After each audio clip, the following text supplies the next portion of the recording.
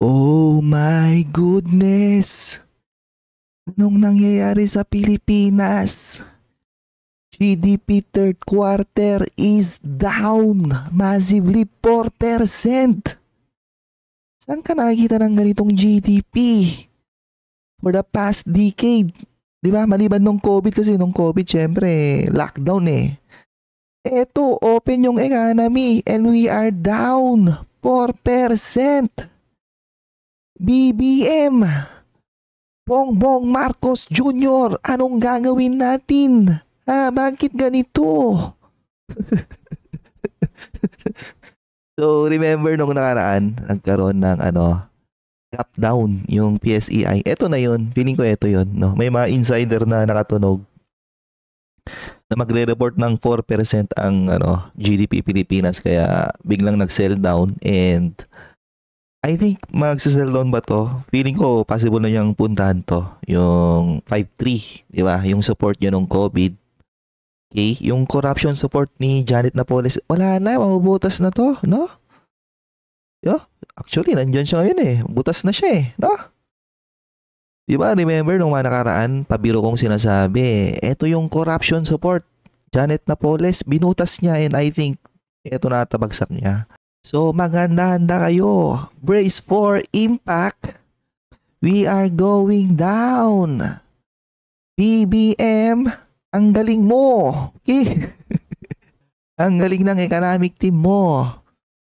Ngayon, on my Patreon, shinare ko recently yung aking performance ending October. Ito.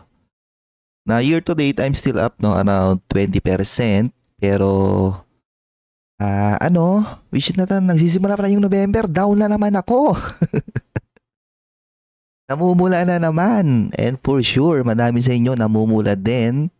And as an investor, it's our job to navigate this down cycle.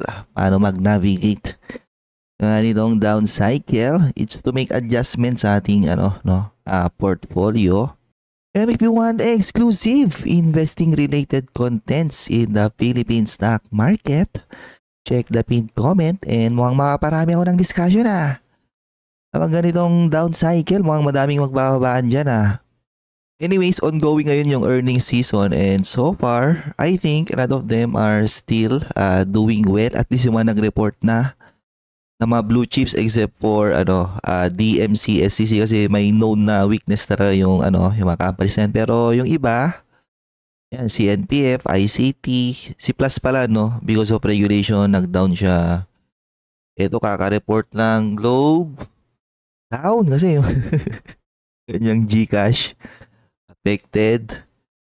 URC, medyo okay naman. Converge, ICT, sino ba?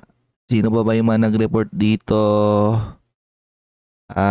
Yan, si Meg, okay pa. MBT, okay. Emperador, matagal lang may problema yung yung business na yan. Okay. So yung mga educational institution, educational stocks, they're still okay. So may demand pa rin for education. Consumer staple, okay sila except for Emperador kasi yung mismong produkto na yung problema dyan. BDO, BPI, nag-report ng growth pero slowing down. Okay, ano ba? And may mga magre-report pa dyan in the coming weeks. And we'll see paano mag-adapt yung mga businesses na to, paano nila i-navigate yung kanilang mga companies and it's our job as an investor na sundan yung mga companies na marunong mag-navigate ng difficult situation. Kasi sobrang difficult ngayon sa Philippine economy, okay? So ang time ng recording ng video na to is around 9:24. So right now negative 10% down PSEI. I would assume by the end of this trading day, sakto Friday, Friday ng November 7. I think mas magda-down pa yan. Okay, so expect more volatilities in the coming weeks. My portfolio still up year to date pero nag-top ako this year as high as 23% Ngayon, nagko-correct na rin siya. Pero still, massively outperforming the PSEI. And meanwhile, mapapaisip ka, may problema ba sa global markets? May problema ba sa ibang lupalop ng mundo? The answer is wala. Ayan o, US market going up. Southeast Asia going up 12%. Grabe. International and emerging going up. Bull run. Total world index going up 17%. So walang issue. And may headline nga PSEI is the worst performing market this year in the world. Ganun tayo, ganun tayo. Grabe. Thank you, BBM administration. Diba? For giving us this opportunity na makasalo. Yung may pangsalo pa, di ba? Kung may pangsalo pa kayo, mag-ready na kayo. Okay. However, yung iba wala ng pangsalo. Instead, nag-cut loss na, di ba? Which is yun yung normal case sa madaming retail investor. Nagka-cut loss sila, okay? And hindi yan basta-basta bumabalik ka agad. So ito yung press conference nila today na tingnan nyo, naka-disable yung chat nila. Kasi, puro negative Ayan paano makakuha ng positive feedback dyan? 4%. Meanwhile, Vietnam Q3 GDP. Ayan 8.23%. Saan may ma-anti-China dyan? Vietnam, grabe. Pwede ka naman kasi magkaroon ng independent policy yung kaibigan mo lahat Ba't kailangan mo yan tago na yung China? Para lang maging tuta ng kano. Amerikano na hindi naman nagagamit. Visit na yan, hindi nga tumutulong yan sa mga visit na mga disaster So ayan 4%. Kainin nyo. Thank you very much. Ayan, pababa ng pababa. Ito na siguro yung pinaka-worst na GDP na nakita ko on recent decades na kung saan open yung economy and every country, neighboring, international, okay naman sila. Tayo lang yung hindi. Ayan NPI going down. Diba? Lahat na importante yan. Eventually magre-reflect yan sa spending power ng mga Pilipino. Recently, nagsalita na si diba? Kun Sun-ji. Sabi niya, weak economy din yung ibang dyan, yung ibang business sector. Yun yung media in the next coming weeks. Mag-iingay yan, which will then put more pressure sa administration. Yung mga gantong news, hindi pwede sa kanila to. Diba? Wala nang kaibigan sa ganito. Kung ganito lang yung performance ng mo, administration mo, wala nang kaibigan dito. Diba? Business na yung nakasalalay dito Kaya makikita nyo, in the coming weeks, expect a lot of media pressure. Ewan ko na lang, di makakakamot ulo yung administration ngayon, si BBM. Grabe, lahat pababa. What's happening? Wala na, boy. Ay, nako. So, majority pa rin is household consumption.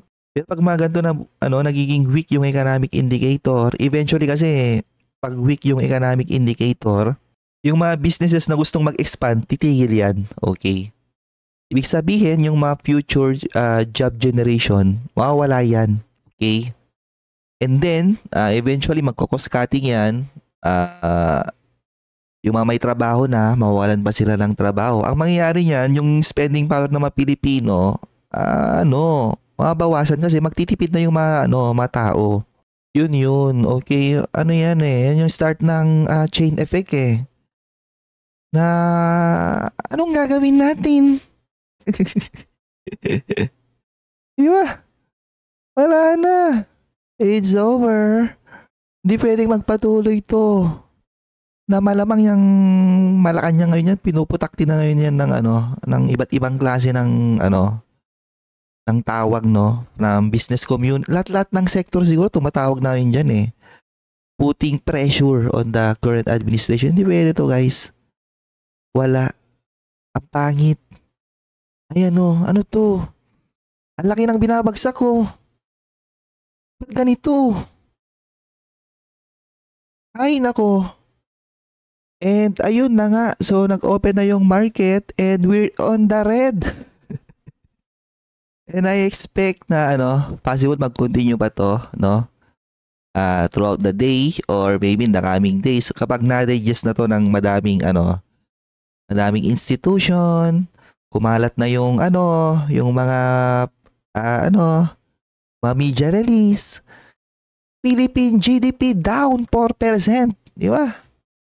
Sabi ko sa iyo yung target ng gobyerno na above 6% daw by end of 2025. Ambisyoso yun eh.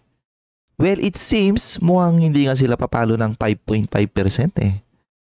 Sa takbo nila mukhang baka mag-end tayo ng below 5% kasi nga may mapaparating pa na bagyo eh. And of course, yung mga flood control na corruption issues, wala pang napaparusahan na politiko. Yun yung malupit doon. Puro kwentong barbero. Anyways, ayun lang yung advice ko. Expect more down markets in the weeks ahead. Kahit anong i-report ng mga companies na to, wala. Okay? Pero, yun yung tanong. Ano bang trabaho mo as an investor? Trabaho mo bang sumalo? Or sumama sa bentahan? That's it.